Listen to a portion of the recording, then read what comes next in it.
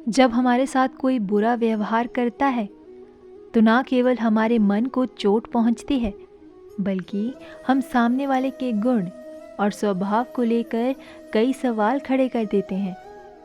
जबकि जब हम खुद किसी के साथ खराब व्यवहार या दुर्व्यवहार करते हैं तो खुद को सही मानते हुए हम उसके बारे में एक पल भी नहीं सोचते हैं। हम हमेशा सुनते आए हैं कि आपका किया हुआ कर्म कहीं नहीं जाता, बल्कि दूसरे स्वरूप में एक न एक दिन वह लौटकर आपके पास ज़रूर आता है। इसके बावजूद मनुष्य का स्वभाव ऐसा है कि वह केवल तुरंत मिले हुए परिणाम से ही भयभीत होता है या केवल उसके बारे में सोचता है, कभी भी दूरगामी परिणाम के बारे में नहीं सोचता। इसलिए कभी भी खुद के द्वारा किए गए कामों को ना तो तवज्जो देता है और ना ही उसका विश्लेषण करता है। लेकिन इन सब के बीच वह ये बात भूल जाता है कि कर्म निष्पक्ष है और वो लौट कर अवश्य आता है। अंत में हर किसी को वही मिलता है जिसका वो हकदार होता है, जो उन्होंने बोया होता है। जब कोई आपके साथ बुरा व्यवहार करता है तो वो आपके लिए एक मौका पैदा कर देता है नकारात्मकता की ओर बढ़ाने का। वो आपके मन को उकसाता है, लेकिन यहाँ आपको संयम से काम लेना चाहिए। आपको ये सोचना चाहिए कि वो व्यक्ति आपके जीवन में थोड़े पल के लिए आया है और शायद वो आपके कर्म के संबंध से जुड़ा है। वो आपके जीवन में आया ही इसलिए है कि आपको अपने पुराने किसी बुरे कर्म का ऋण चुकाना है। उसका बुरा व्यवहार आपके कर्मों का फल हो सकता है या आपके लिए सबक। इसलिए आपको प्रतिक्रियावादी होने के बजाय संयमित रहना चाहिए और अपने बुरे कर्मों के ऋण को और नहीं बढ़ाना चाहिए। आपको ऐसे लोगों के प्रति आभारी होना चाहिए, क्योंकि वो आपको न केवल पुराने कर्मों के ऋण को चुकाने का मौका दे रहे हैं, बल्कि ऐसे लोग कहीं ना कहीं आपको एक सबक भी देकर जाते हैं कि किस प्रकार आपको लोगों से व्यवहार करना चाहिए। ऐसे लोग हमारे जीवन में एक आईना बनकर आते हैं, क्योंकि वो हमारे अतीत के किसी न किसी कर्म को रिफ्लेक्ट कर रहे होते हैं।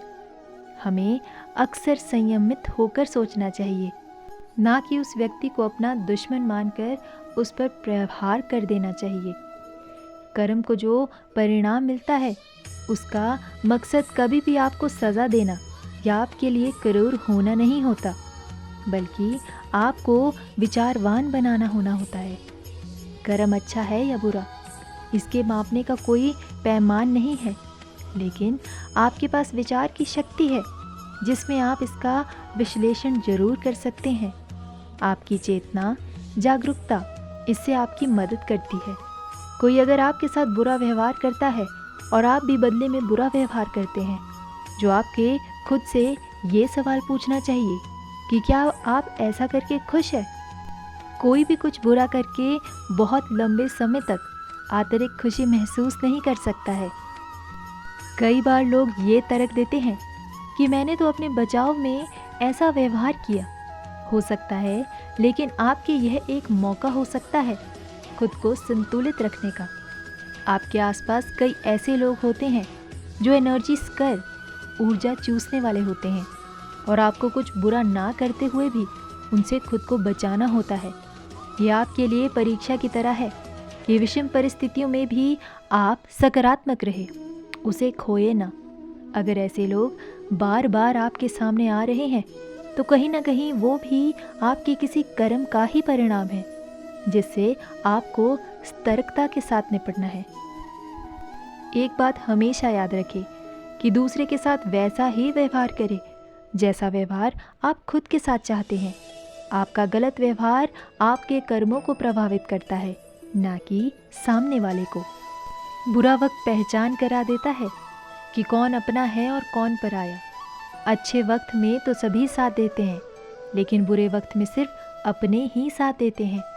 वो लोग जो सच में आपसे प्यार करते हैं वो ही आपके बुरे समय में आपके साथ खड़े रहते हैं। आपके बुरे वक्त में सबसे पहले मतलबी लोग आपका साथ छोड़कर भाग जाएंगे।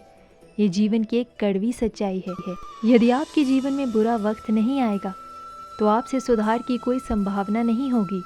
इसलिए बहुत ज़रूरी है अपने गलत फैसले को स्वीकार कर ले और जीवन में वापस ना करने की अपने आप से कोशिश करें।